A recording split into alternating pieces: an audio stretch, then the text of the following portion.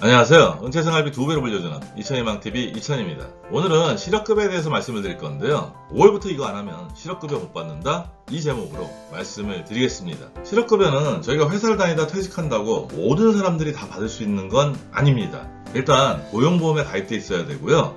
제가 회사를 퇴직할 때 그 사유가 자발적인 사유면 안 되고 권고사직이나 정년퇴직 같은 비자발적인 사유에 해당돼야만 실업급여를 받을 수가 있습니다. 실업급여의 수급금액은요, 퇴직 전 평균임금의 60% 곱하기 소정급여일수입니다. 현재 기준으로 일일 최대 상한액이 있고요, 하한액이 있는데요. 상한액은 일일당 66,000원이고요. 하한액은 일일당 6120원입니다. 예를 들어서요, 아래 표를 보면요, 제가 50세 이상이고 고용보험에 가입된 지 10년이 지났다면요, 최대 270일까지 실업급여를 받을 수가 있습니다. 제가 만약 상한액을 적용받는다면요, 그 금액은 1782만원이고요. 월로 나누면 거의 200만원 가까이 되기 때문에요. 제가 회사를 퇴직하고 재취업 활동하거나 아니면 가계소득이 많이 줄어들었는데 그때 생활을 하는데 큰 보탬이 되는 적지 않은 액수입니다. 따라서 퇴사 처리가 된 다음에 바로 신청해야지 최대 270일까지 온전히 다 실업급여를 받을 수가 있습니다.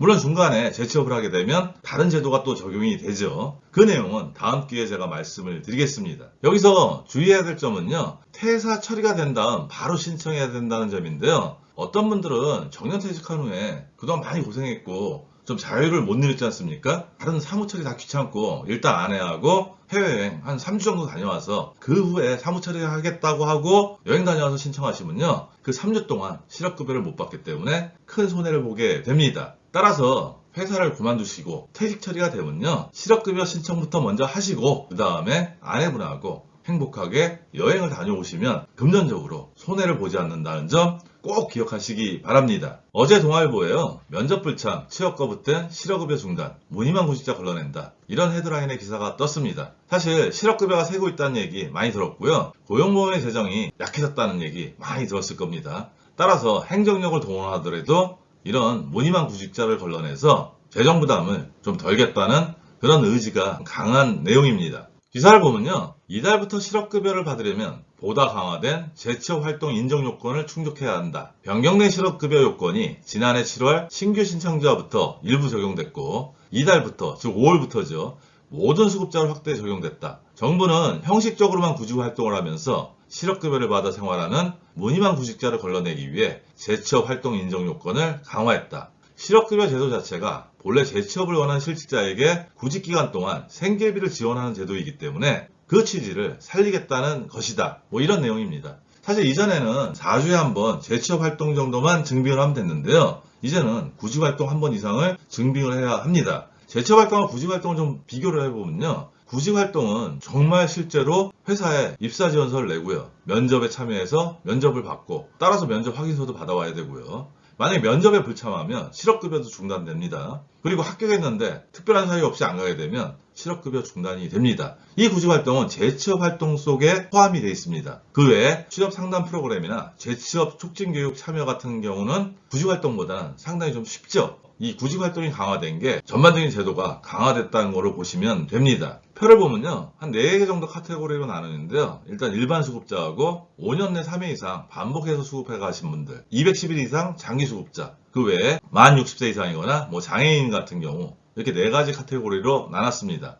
일단 일반 수급자는요, 4차까지는 4주의 1회 재취업 활동을 하면 되고요, 5차 이상부터는 4주의 2회로 강화가 됩니다. 그리고 5차 이상부터 구직활동 1회가 포함된다는 게 상당히 좀 부담으로 작용하겠죠. 5년 내 3회 이상 반복 수급자는요, 더 까다로워졌는데요. 3차까지는 4주의 1회 재취업 활동을 해야 되고요, 4차 이상부터는 4주의 2회 재취업 활동을 증빙을 해야 합니다. 구직 활동 외에 여타 재취업 활동은 인정이 되지 않습니다. 즉 5년 내 3회 이상 반복 수급자는 구직 활동 외에는 다른 활동이 인정이 안 된다는 점, 이 점을 좀 살펴보셔야 되는데, 사실 이 제도의 타겟이 반복 수급자의 일정 부분 맞춰져 있다고 생각을 하시면 됩니다. 210일 이상 장기 수급자도요, 좀 약간 좀 번거로워졌죠. 4차까지는 4주에 1회, 7차까지는 4주에 2회, 8차 이상은 1주에 1회가 됩니다. 5차에서 7차까지는 구직활동 1회가 포함되고요, 8차 이후에는 구직 활동만 가능해집니다. 마지막으로 만 60세 이상 하고요. 장애인은 4주의 1회 재취업 활동만 증명을 하면 되는데요. 사회공헌 활동 등 폭넓게 인정되기 때문에요.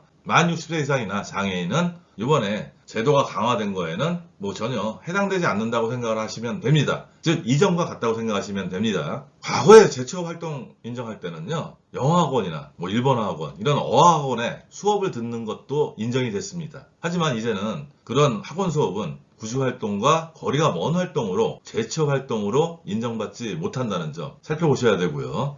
그리고 재취업 활동 중에서도요. 실업급여를 받는 기간 동안 횟수 제한이 이루어지는데요. 단기 취업 특강은 3번, 직업심리검사 참여는 2번 이렇게 해서 횟수 제한을 받는다는 점 이 부분도 좀 챙겨야 합니다. 사실은 구직활동보다 취업특강 가서 듣는 거나 심리검사 받는 게 훨씬 용이하겠죠. 하지만 앞으로 이런 것들이 제한이 있다는 점도 저희가 참고해서 구직활동을 하셔야지 실업급여가 중단이 되지 않습니다. 실업급여를 오래 받거나 반복해서 신청하는 사람은 재취업 활동을 인정받기가 더 어려워졌는데요. 장기수급자나 반복수급자에게는 더 깐깐한 기준을 적용해 이들이 빨리 다시 취업하도록 유인하기 위해서라고 합니다. 실업급여를 210일 이상 받고 있는 장기수급자는 8회차 급여를 받을 때부터 매주 재취업 활동을 해야 하고요. 아까 말씀드렸죠. 8회차 이후에는 구직활동만 재취업활동으로 인정을 받게 됩니다. 직전 5년 동안 실업급여를 3차례 이상 신규 신청한 반복수급자는 회차에 상관없이 반드시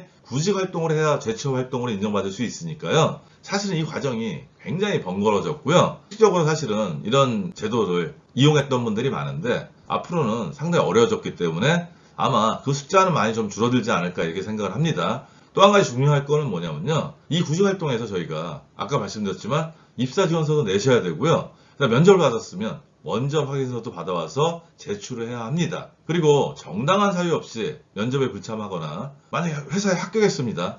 이때 취업 안 하면 실업급여 지급이 중단이 된다는 점, 이 점도 유의하셔야 합니다. 따라서 내가 정상적으로 실업급여를 수급받기 위해서는요. 정상적인 규정하는 그 활동들을 준수해야 되고요. 그렇지 않으면 실업급여가 중단이 될 수가 있으니까요. 이 내용은 좀 아셔야 될 것 같습니다.